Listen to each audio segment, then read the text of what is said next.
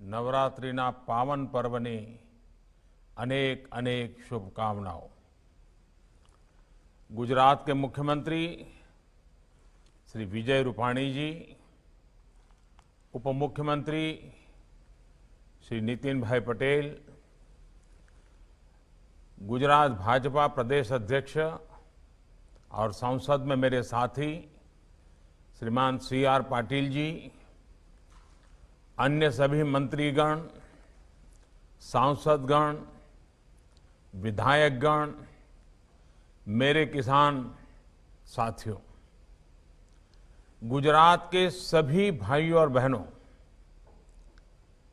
नवरात्रि के इस पावन पर्व में मां अंबे के आशीर्वाद से आज गुजरात के विकास से जुड़े 3 अहम प्रोजेक्ट्स की शुरुआत हो रही है। आज किसान सूर्योदय योजना, गिरनार रोपवे और देश के बड़े और आधुनिक कार्डियक हॉस्पिटल गुजरात को मिल रहे हैं। ये तीनों एक प्रकार से गुजरात की शक्ति, भक्ति और स्वास्थ्य के प्रतीक है। इन सभी के लिए गुजरात के लोगों की बहुत बहुत बधाई देता हूं मैं। भाइयों और बहनों, गुजरात हमेशा से असाधारण सामर्थ्य वाले लोगों की भूमि रही है। पूज्य बापू और सरदार पटेल से लेकर गुजरात के अनेक सपूतों ने देश को सामाजिक और आर्थिक नेतृत्व दिया है। मुझे खुशी है कि किसान सूर्योदय योजना के माध्यम से गुजरात फिर एक नई पहल के साथ सामने आया है। सुजलाम सुफलाम और सौनी योजना के बाद अब सूर्योदय योजना गुजरात के किसानों के लिए मील का पत्थर साबित होगी। किसान सूर्योदय योजना में सर्वोच्च प्राथमिकता गुजरात के किसानों की आवश्यकता को दी गई है। बिजली के क्षेत्र में बरसों से गुजरात में जो काम हो रहे थे, वो इस योजना का बहुत बड़ा आधार बने हैं। एक समय था जब गुजरात में बिजली की बहुत किल्लत रहती थी। 24 घंटे बिजली देना बहुत बड़ी चुनौती थी। बच्चों की पढ़ाई हो, किसानों के लिए सिंचाई हो, उद्योगों के लिए कमाई हो, ये सब कुछ इस एक कारण से बहुत प्रभावित होता था। ऐसे में बिजली के उत्पादन से लेकर ट्रांसमिशन तक हर प्रकार की कैपेसिटी तैयार करने के लिए मिशन मोड पर काम किया गया। गुजरात देश का पहला राज्य था जिसने सौर ऊर्जा के लिए 1 दशक पहले ही व्यापक नीति बनाई थी। जब साल 2010 में पाटन में सोलर पावर प्लांट का उद्घाटन हुआ था, तब किसी ने कल्पना भी नहीं की थी कि एक दिन भारत दुनिया को 1 सन 1 वर्ल्ड 1 ग्रिड उसका रास्ता दिखाएगा। आज तो भारत सोलर पावर के उत्पादन और उपयोग दोनों के मामले में दुनिया के अग्रणी देशों में है। बीते 6 सालों में देश सौर ऊर्जा के उत्पादन के मामले में दुनिया में 5वें नंबर पर पहुंच चुका है और तेजी से आगे बढ़ रहा है। भाइयों और बहनों, जो गांवों से नहीं जुड़े हैं, खेती से नहीं जुड़े हैं, उनमें से बहुत कम को ही पता होगा कि किसानों को सिंचाई के लिए ज्यादातर रात में ही बिजली मिलती है। ऐसे में खेत में सिंचाई के समय किसानों को रात भर जागना पड़ता है। जूनागढ़ और गिर सोमनाथ जैसे इलाकों में जहां से किसान सूर्योदय योजना शुरू हो रही है, वहां तो वाइल्ड लाइफ, जंगली जानवरों का भी बहुत ज्यादा खतरा रहता है। इसलिए किसान सर्वोदय योजना न सिर्फ राज्य के किसानों को सुरक्षा देगी, बल्कि उनके जीवन में नया सवेरा भी लाएगी। किसानों को रात के बजाय जब सुबह सूर्योदय से लेकर के रात 9 बजे के दौरान 3 फेज बिजली मिलेगी, तो यह नया सवेरा ही तो है। मैं गुजरात सरकार को इस बात के लिए भी बधाई दूंगा कि बाकी व्यवस्थाओं को प्रभावित किए बिना ट्रांसमिशन की बिल्कुल नई कैपेसिटी तैयार करके ये काम किया जा रहा है। इस योजना के तहत अगले 2-3 वर्षों में लगभग 3,500 सर्किट किलोमीटर नई ट्रांसमिशन लाइनों को बिछाने का काम किया जाएगा। मुझे बताया गया है कि आने वाले कुछ दिनों तक 1000 से ज्यादा गांवों में ये योजना लागू भी हो जाएगी। इनमें भी ज्यादा गांव आदिवासी बाहुल्य इलाकों में है। जब इस योजना का पूरे गुजरात में विस्तार हो जाएगा, तो ये लाखों किसानों के जीवन को, उनकी रोजमर्रा की जिंदगी को पूरी तरह बदल देगी। साथियों, किसान की आय दोगुनी करने के लिए, लागत कम करने के लिए, उनकी परेशानी कम करने के लिए बदलते समय के साथ हमें अपने प्रयास बढ़ाने ही होंगे। किसानों को कहीं पर भी अपनी उपज बेचने की आजादी देना हो, या फिर हजारों किसान उत्पादक संघों का निर्माण, सिंचाई की अटकी हुई परियोजनाओं को पूरा करने का काम हो, या फिर फसल बीमा योजना में सुधार, यूरिया की 100% नीम कोटिंग हो, या फिर देश भर के करोड़ों किसानों को सॉइल हेल्थ कार्ड, इसका लक्ष्य यही है कि देश का एग्रीकल्चर सेक्टर मजबूत हो, किसान को खेती करने में मुश्किल न हो। इसके लिए निरंतर नई नई पहल की जा रही है। देश में आज अन्नदाता को ऊर्जादाता भी बनाने के लिए काम किया जा रहा है। कुसुम योजना के तहत किसान उत्पादक संघ, एफपीओज, कोऑपरेटिव्स, पंचायतों, ऐसे हर संस्थानों को बंजर जमीन पर छोटे छोटे सोलर प्लांट लगाने में सहायता दी जा रही है। देश भर के लाखों किसानों के सोलर पंपों को भी ग्रिड से जोड़ा जा रहा है। इससे जो बिजली खेतों में पैदा होगी, उसको किसान जरूरत के हिसाब से अपनी सिंचाई के लिए उपयोग कर पाएंगे और अतिरिक्त बिजली को बेच भी पाएंगे। देश भर में करीब 70.5 लाख किसान परिवारों को सोलर पंप लगाने में मदद की जा रही है। इससे किसानों को सिंचाई की सहूलियत भी मिलेगी और उन्हें अतिरिक्त आय भी हो जाएगी। साथियों, गुजरात ने तो बिजली के साथ साथ सिंचाई और पीने के पानी के क्षेत्र में भी शानदार काम किया है। इस कार्यक्रम में जुड़े हम सभी जानते हैं कि गुजरात में पानी की क्या स्थिति थी, बजट का बहुत बड़ा खर्चा, सालों तक पानी के पीछे ही खर्चना पड़ा है।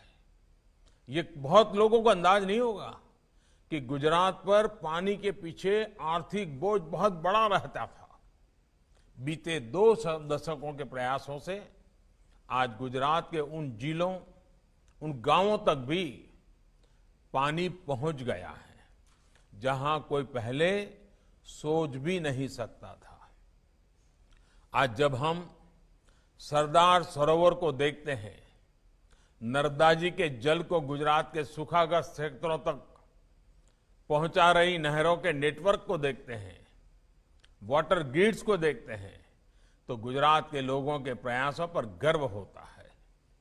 गुजरात के करीब 80% घरों में आज नल से जल पहुंच चुका है। बहुत जल्द गुजरात देश के उन राज्यों में होगा जिसके हर घर में पाइप से जल पहुंचेगा। ऐसे में जब आज गुजरात में किसान सर्वोदय योजना शुरू हो रही है, तो सभी को अपना एक प्राण, एक मंत्र फिर दोहराना है। ये मंत्र है पर ड्रॉप मोर क्रॉप का, पर ड्रॉप मोर क्रॉप का। जब किसानों को दिन में बिजली मिलेगी तो हमें ज्यादा से ज्यादा पानी बचाने पर भी उतना ही जोर देना है, वरना ऐसा ना हो कि चलो भाई बिजली आई है, पानी बह रहा है, हम आराम से बैठे हैं, फिर तो गुजरात बर्बाद हो जाएगा, पानी खत्म हो जाएगा, जिंदगी मुश्किल हो जाएगी। दिन में बिजली मिलने की वजह से किसानों के लिए भी माइक्रो इरिगेशन की व्यवस्थाएं करना आसान होगा। गुजरात ने माइक्रो इरिगेशन के क्षेत्र में काफी प्रगति की है। टपक सिंचाई हो या स्प्रिंकलर हो, किसान सर्वोदय योजना से इसके और विस्तार में मदद मिलेगी। भाइयों और बहनों, गुजरात में आज सर्वोदय के साथ ही आरोग्योदय भी हो रहा है। ये आरोग्योदय अपने आप में एक नया नजराना है। आज भारत के सबसे बड़े कार्डियक अस्पताल के रूप में UN Mehta institute of cardiology and research centre का लोकार्पण किया गया है। ये देश के उन चुनिंदा अस्पतालों में से हैं जिसमें वर्ल्ड क्लास इंफ्रास्ट्रक्चर भी है और उतनी ही आधुनिक हेल्थ फैसिलिटी भी है। बदलती लाइफस्टाइल के कारण हार्ट से जुड़ी समस्या को हम देख रहे हैं, दिनों दिन बढ़ती चली जा रही है, वन छोटे बच्चों में हो रही है। ऐसे में ये अस्पताल गुजरात ही नहीं, देश भर के लोगों के लिए बहुत बड़ी सुविधा है। भाइयों और बहनों, बीते 2 दशकों में गुजरात ने आरोग्य के क्षेत्र में भी अभूतपूर्व काम किया है।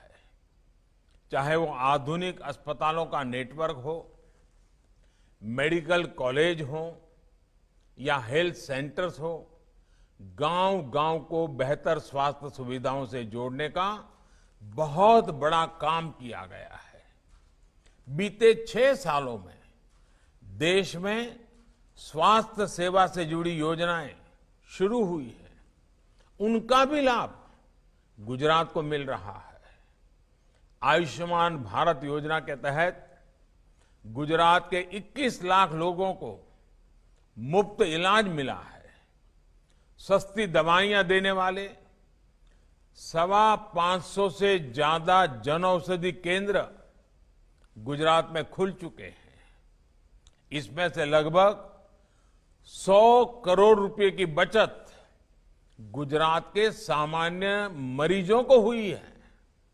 भाइयों और बहनों, आज गुजरात को जो तीसरा उपहार मिला है, उससे आस्था और पर्यटन दोनों ही आपस में जुड़े हुए हैं।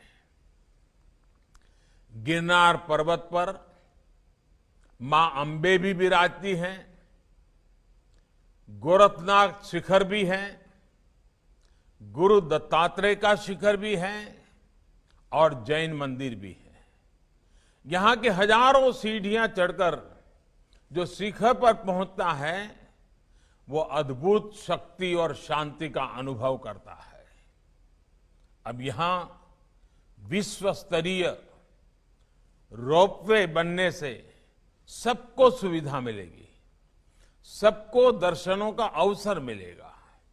अभी तक मंदिर तक जाने में जो 5-5, 7-7 घंटों का समय लगता था, वो दूरी अब रोपवे से 7-8 मिनट में ही तय हो जाएगी। रोपवे की सवारी एडवेंचर को भी बढ़ाएगी, उत्सुकता भी बढ़ाएगी।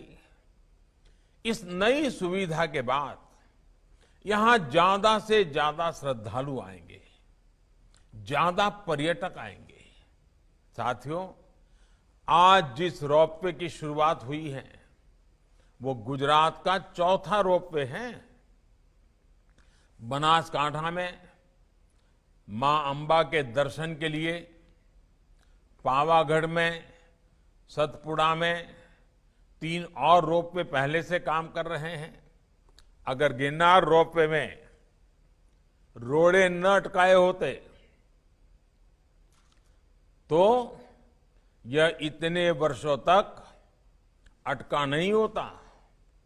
लोगों को, टूरिस्टों को इसका लाभ बहुत पहले ही मिलने लग गया होता। एक राष्ट्र के रूप में हमें भी सोचना होगा कि जब लोगों को इतनी बड़ी सुविधा पहुंचाने वाली व्यवस्थाओं का निर्माण इतने लंबे समय तक अटका रहेगा तो लोगों का कितना नुकसान होता है, देश का कितना नुकसान होता है। अब जब ये गिरनार रोपवे शुरू हो रहा है तो मुझे खुशी है कि यहां लोगों को तो सुविधा मिलेगी ही, स्थानीय युवाओं को रोजगार के भी अधिक अवसर मिलेंगे। साथियों, दुनिया के बड़े बड़े टूरिस्ट डेस्टिनेशन, आस्था से जुड़े केंद्र इस बात को स्वीकार कर चलते हैं कि हमारे यहां ज्यादा लोग तभी आएंगे जब हम टूरिस्टों को आधुनिक सुविधाएं देंगे। आज जब टूरिस्ट जहां भी कहीं जाता है, अपने परिवार के साथ जाता है, उसे ईज ऑफ लिविंग भी चाहिए होती है, ईज ऑफ ट्रैवलिंग भी चाहिए। गुजरात में अनेकों जगह हैं जिनमें भारत ही नहीं, दुनिया का बड़ा टूरिस्ट डेस्टिनेशन बनने की क्षमताएं पड़ी हैं, अपार संभावनाएं पड़ी हैं। अगर माता के ही मंदिरों की बात करें तो भक्तों के लिए गुजरात में पूरा सर्किट है। मैं सब माताओं के स्थानों का उल्लेख नहीं कर रहा हूं, और गुजरात के सभी कोने में ये शक्ति रूपेण माताएं गुजरात को निरंतर आशीर्वाद देती हैं। अंबा जी हैं, पावागढ़ तो है ही है, चोटीला चामुंडा माता जी हैं, उमिया माता जी हैं, कच्छ में मातानो मढ़, इतने ही यानी अनगिनत हम अनुभव कर सकते हैं कि गुजरात में एक प्रकार के शक्ति का वास है। कई प्रसिद्ध मंदिर है। आस्था के स्थलों के अलावा भी गुजरात में अनेक जगह हैं जिनकी क्षमताएं अद्भुत है। अभी आपने भी देखा है कि द्वारका के पास शिवराजपुर समुद्री बीच को अंतर्राष्ट्रीय पहचान मिली है, ब्लू फ्लैग सर्टिफिकेशन मिला है। ऐसे स्थलों को विकसित करने पर वहां ज्यादा से ज्यादा पर्यटक आएंगे और अपने साथ रोजगार के नए अवसर भी लाएंगे। आप देखिए, सरदार साहब को समर्पित स्टैच्यू ऑफ यूनिटी, दुनिया की सबसे ऊंची प्रतिमा, अब कितना बड़ा टूरिस्ट अट्रैक्शन बन रही है। जब ये कोरोना शुरू हुआ उससे पहले ही करीब करीब 45 लाख से ज्यादा लोग स्टैच्यू ऑफ यूनिटी को देखने जा चुके थे। इतने कम समय में 45 लाख लोग बहुत बड़ी बात होती है। अब स्टैच्यू ऑफ यूनिटी को फिर से खोला गया है तो ये संख्या फिर तेजी से बढ़ रही है। इसी तरह छोटा सा उदाहरण देता हूं मैं। अहमदाबाद में कांकरिया झील, कांकरिया तालाब तक पहुंचने वालों की संख्या, एक जमाना था वहां से कोई गुजरता नहीं था, दूसरा रास्ता लेता था। उसका थोड़ा सा रिनोवेशन किया, थोड़ा टूरिस्ट को ध्यान में रख करके व्यवस्थाएं खड़ी की और आज स्थिति क्या है, वहां पर पहुंचने वालों की संख्या अब सालाना 75 लाख तक पहुंच रही है। अकेले अहमदाबाद शहर के मध्य में 75 लाख मध्यम वर्ग, निम्न मध्यम वर्ग के परिवारों के लिए ये जगह बहुत आकर्षण का कारण बन चुकी है और अनेक लोगों की रोजी रोटी का कारण भी बनी है। ये सारे परिवर्तन, टूरिस्टों की बढ़ती हुई संख्या, स्थानीय लोगों की आय बढ़ाने भी बहुत मदद करती है। और टूरिज्म एक ऐसा क्षेत्र है जहां कम से कम पूंजी लगती है और ज्यादा से ज्यादा लोगों को रोजगार मिलता है। हमारे जो गुजराती साथी, और मैं चाहूंगा विश्व भर में फैले हुए गुजराती बंधु भगिनी को मैं आज आग्रह से कहना चाहता हूं, गुजरात के ब्रांड एम्बेसडर बनकर आज पूरी दुनिया में गुजरात के लोग छाए हुए हैं। जब गुजरात अपने यहां नए नए आकर्षण का केंद्र बना रहा है, भविष्य में भी बनाने वाला है, तो दुनिया भर में फैले हुए हमारे गुज्जू बंधुओं से मैं कहूंगा वो हमारे सभी साथी उनकी बातों को पूरी दुनिया में अपने आप ही लेकर के चले जाएं, दुनिया को आकर्षित करें, गुजरात के टूरिस्ट डेस्टिनेशन से परिचित कराएं। हमें इसी को लेकर आगे चलना है, आगे बढ़ना है। एक बार फिर सभी गुजरात के मेरे भाइयों बहनों को इन आधुनिक सुविधाओं के लिए मैं बहुत बहुत बधाई देता हूं। मां अंबे के आशीर्वाद से गुजरात विकास की नई ऊंचाइयों पर पहुंचे, मेरी यही प्रार्थना है। गुजरात स्वस्थ रहे, गुजरात सशक्त बने। અને મારા ગુજરાતના ભાઈઓ બહેનોને એક દિલની વાત કરવી છે અને મને ખાતરી છે કે મારી આ વાતને આપ જરૂર સત્કારશો અને મને સાથ આપશો। કોરોના વાયરસ છે ત્યાં સુધી સાવચેત રહેવું ખૂબ જ જરૂરી છે।